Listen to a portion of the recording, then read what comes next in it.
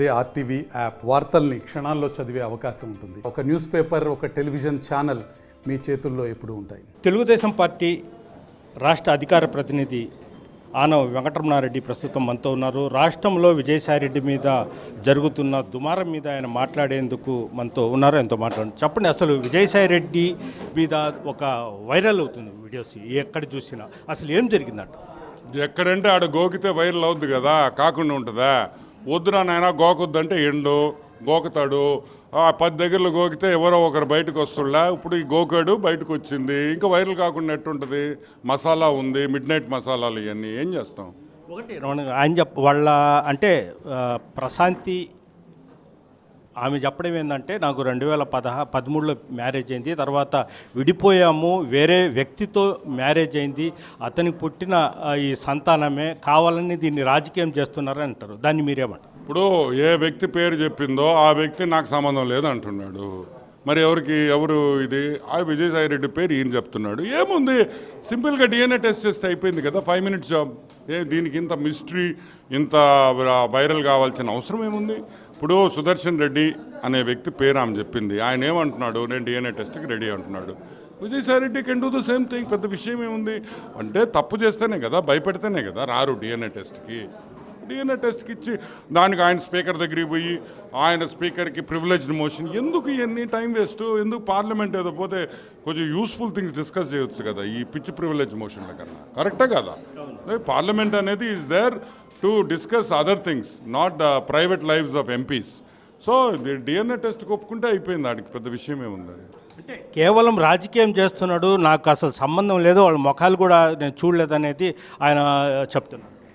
గోకి దొరికినోడు మాట్లాడే ప్రతి మాట అదేనయ్యా, నాకు సంబంధం లేదు, నేను చూడలేదు.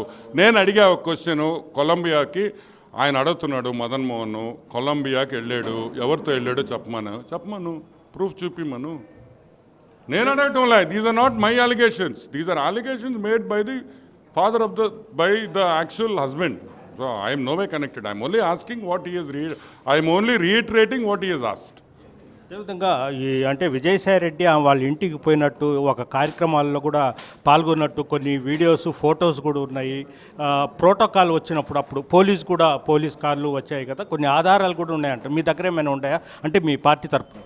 నేను ఆ విజయసాయిరెడ్డి ఎవరిని గోకుతున్నాడు అని చెప్పి నేను వెనకపోయి నేను ఆ వీడియోలు తీసి నాకు ఏమవసరమయ్యా? వాడు పొట్టి సారాయి రెడ్డి క్యారెక్టర్ అందరికీ తెలిసిందే. కుటుంబము జైలుకి పోయి వచ్చిన కుటుంబం అది, మనకు అన్నీ తెలుసు. నెల్లూరు వాళ్ళు ఎవరినైనా పోయి చెప్పండి. ఇప్పుడు ఈ గోకుడు ఇప్పుడు కాదు, చిన్నప్పటి నుంచి మామూలే ఇది. సో నేనేమంటానంటే ఇవన్నీ ప్రూఫ్లు ఉన్నాయా? ఒకటే. ఇప్పుడు అలిగేషన్ చేసింది నేను కాదు, నువ్వు కాదు, చేసింది వాళ్ళ భర్త ఏమంటున్నాడు? You are the father. నేను ఫాదర్ కాదో, నేను తండ్రిని కాదో అంటున్నాడు. ఇప్పుడు ఎవరు నమ్మాలా? అది బయటకు రావాలంటే ఎట్ట కావాలా? డిఎన్ఏ రావాలా? దాంట్లో థర్డ్ పర్సన్ సుదర్శన్ రెడ్డి ఓపెన్గా నేను డిఎన్ఏ టెస్ట్కి రెడీ అంటున్నాడు. ఈయన ఎందుకు భయపడుతున్నాడు? నిన్న అంత సుదీర్ఘ ప్రెస్ మీట్కి మాట్లాడాడు కదా, అందరిని తిట్టాడు కదా, ప్రెస్ వాళ్ళని అందరినీ. ఏం డిఎన్ఏ గురించి మాట్లాడలేదా? ఇప్పుడు సుదర్శన్ మగోడు డైరెక్ట్గా చెప్పాడు ఐఎమ్ రెడీ ఫర్ డిఎన్ఏ అని. Finished, over story. So benefit of doubt ఎవరికి? సుదర్శన్ రెడ్డికి, ఎందుకంటే ఒప్పుకున్నాడు కాబట్టి. Simple as that.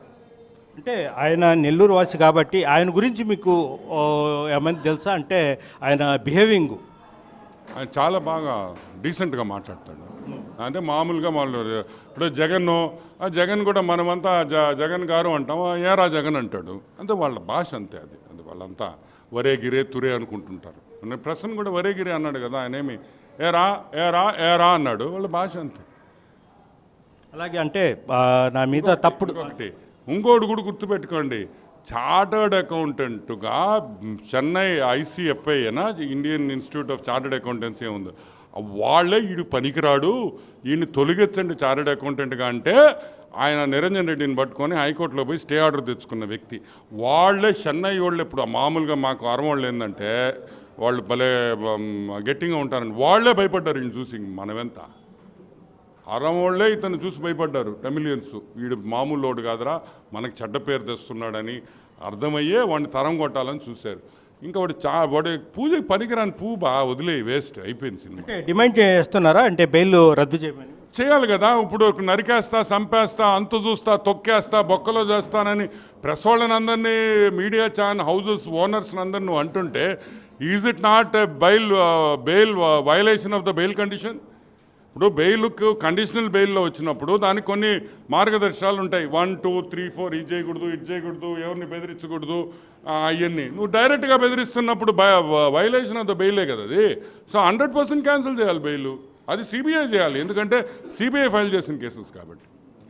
కొన్ని మీడియా సంస్థలు తప్పుడు ప్రచారం చేస్తాను, నేను కూడా మీడియా పెడుతున్నా అంటారు. ఏది అంటే అంత ధైర్యం ఉందా? మా భారతక్క కాదని, మా సాక్షి ఛానల్, మా సాక్షి పేపర్ని కాదని మీడియా ఛానల్ పెడతా. దమ్ముంటే పెట్టమనా? దమ్ముంటే పెట్టమని మంచి ఛాలెంజ్ చేస్తా, ఇరగొట్టద్ది.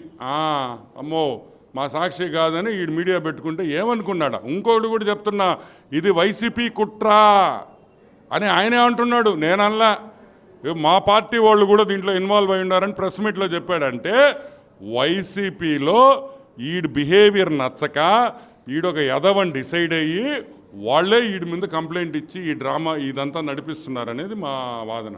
చివరిగా అంటే మీరు ఏం డిమాండ్ చేస్తారు? ఒక ఎంపీగా ఈ విధంగా ఆరోపణలు వచ్చింది కాబట్టి మీరు ఏం డిమాండ్ చేస్తారు? కేంద్ర ప్రభుత్వం కానీ ఇటు రాష్ట్ర ప్రభుత్వం? రాజకీయ నాయకులు గోకుడు ఆపియాలి, గోకూడదు అనేది మా ప్రథమ ఇది కరెక్ట్ కాదు. ఎంప్లాయీస్గా చూడండి దయచేసి. మేము చెప్పేది ఒకటే, ఈ ఆరోపణలు అనేది మన రాజకీయానికి మంచి పద్ధతి కాదు. ఒక అఫీషియల్స్ అయినప్పుడు ఈరోజు ఒకటే గుర్తుపెట్టుకోండి, ఈరోజు అలిగేషన్ చేసింది, ఈరోజు ఆరోపణ చేసింది నేను కాదు, ఒక సీనియర్ సెంట్రల్ గవర్నమెంట్ ఎంప్లాయీ ఆయన మదన్ మోహన్ గారు. ఎంత మనోవేదన ఉంటే ఆయన బయటకు వచ్చి ఆ విధంగా మాట్లాడతాడు? అది కూడా మనం ఆలోచించాలి కదా. ఈజ్ ఆల్సో హ్యూమన్ బీయింగ్ కదా, ఆయన కూడా ఒక మనిషే కదా. ఈరోజు ఆయన వచ్చి ఇట్టు మాట్లాడుతున్నాడంటే ఆయన ఎంత బాధలో ఉంటే తప్పితే మాట్లాడతాడు? ఊరికే ఎవరినో ఏళ్ళెట్టి చూపిరు కదా. So let the truth come out. Okay, thank you. ఇది పరిస్థితి. అయితే విజయసాయిరెడ్డి మీద ఉన్న బెయిల్ని రద్దు చేయాలి, అదేవిధంగా దీని మీద సమగ్ర విచారణ జరిపించాలని కూడా రమణారెడ్డి చెప్తున్నారు. వీడియో తెలిపితే ఆర్టీవీ నెల్లూరు నుంచి మరిన్ని వీడియోస్ కోసం ఛానల్ సబ్స్క్రైబ్ చేయండి, లేటెస్ట్ అప్డేట్స్ కోసం వాట్సాప్ ఛానల్ ఫాలో చేయండి అండ్ లింక్ డిస్క్రిప్షన్ లో ఉంది.